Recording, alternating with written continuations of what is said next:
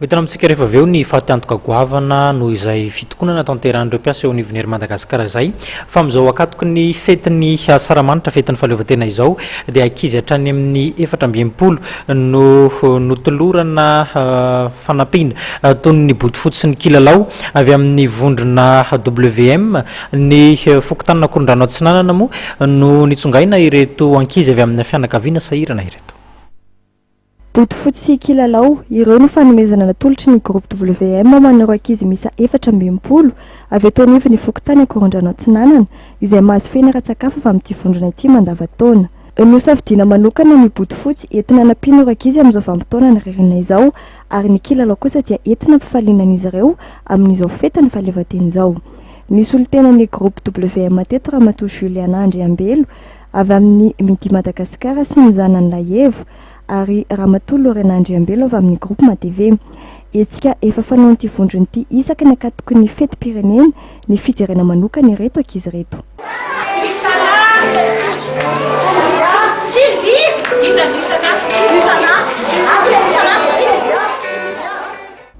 Isan'ny mpahazo tombotsoa tamin'ireo ankizy teto ny zanaka Ifara mponina Korondrano Atsinanana.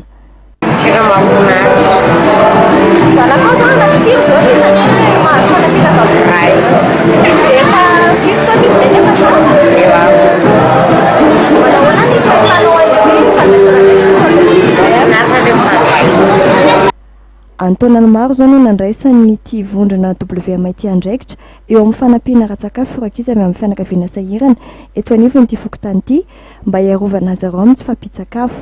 Ankizy eo anelanelany herintaona ka hatramin'ny 1 taona no tolorana sakafo atoandro feno isan'andro. Ankoatra ireo dia misy ankory ireo tranga manokana ka mahazo fiahiana avy amin'ity vondrona ity atoro ankizy Kamboty Resy ireny, ireo ankizy manana fahasembanana toy ny mona, manana olana ara-pianoana ary malemy ara-batana. Fikarakarana misy sakafo mety zareo zany latsinainy jusqu'à zoma.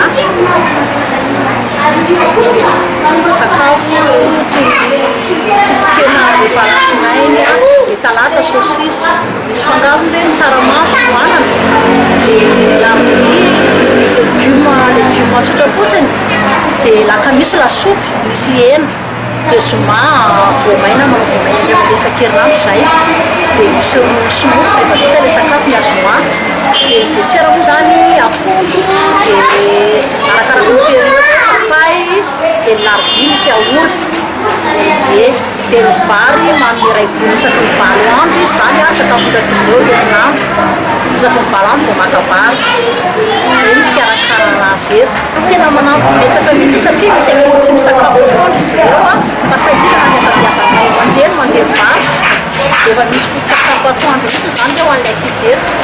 Isa-taona dia manao fitetezana isa-tokantrano ireo tompon'andraikitra miara-miasa amin'ny WM eo amin'ny fitiliana ireo ankizy ho fantenana ho isan'ny mpahazo toa amin'ny sakafo feno amin'ny atoandro.